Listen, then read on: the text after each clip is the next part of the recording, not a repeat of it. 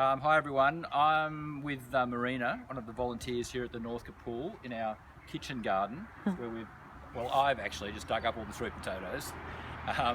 And so the YMCA let us come in to do that, and because their kitchen is closed, the cafe where we normally donate the food or give the food, all the sweet potatoes which are right here are going to go to the Fair Share kitchen in Abbotsford along with these two pumpkins. So including the crate here, it's probably 20 or 30 kilos this year, and you know, the tubers aren't as big as normal, although the white sweet potato, the American, so-called American yam, remembering sweet potatoes are not yams, that's just what they call them over there, that's done really well. They're quite big. So it didn't seem to make a difference whether they were irrigated or by drip irrigation or hand watered. It's just been a very variable year. But what I just wanted to show you very quickly was, where are we now? End of April, May starts tomorrow.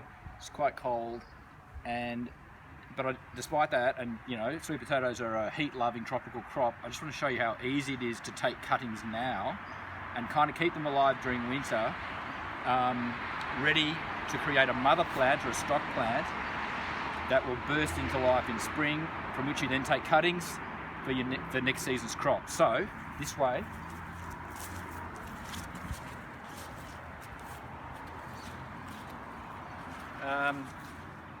So here's some of the trailing vine that we've just dug out, and here's the terminal part of the vine, and you can see here that it's put down roots that's travelled along the ground, and so that's handy. But you don't have to have roots like that.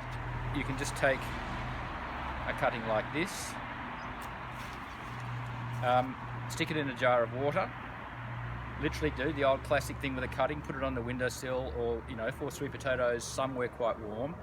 And unless you live in one of those really freezing share houses that has no insulation, no heating, or the heater's broken, and you know, these things will really start to suffer. Anything that has kind of normal temperature, sheltered indoors, or even in a really dry spot, just in the backyard under a under a pergola or whatever, these guys will survive winter.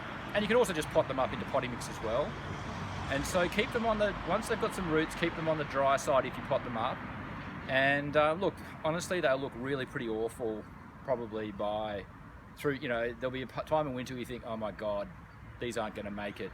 They'll have a massive roots in the jar. It'll be looking pretty awful, but trust me, sweet potatoes are really tough. And then all of a sudden, you just get a few warm days in September, you get fresh growth, and then you can either let the plant grow, continue to grow, if it's one you potted up into potting mix, or if it's one you've just kept in a jar of water all winter, you just start taking cuttings and potting them up then. And so then you'll have lots of fresh material to do cuttings that can go straight in the ground for the next crop. So anyway, lots of material here. One final comment is I read